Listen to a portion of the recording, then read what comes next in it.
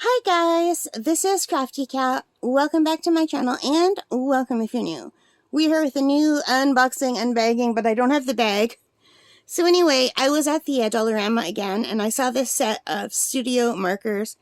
They're fine point markers. They were only $3 and there's a set of 12 and these are all the colors they come in.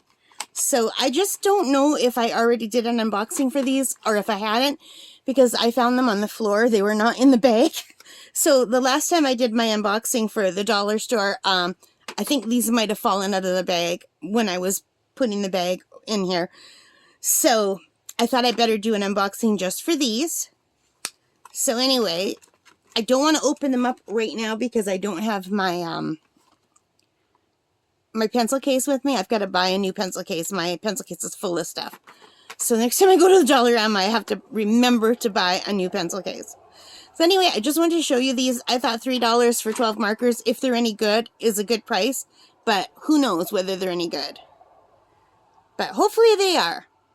Alright guys, thanks for watching. I hope you liked this. If you did, please give me a thumbs up. Hit that like button.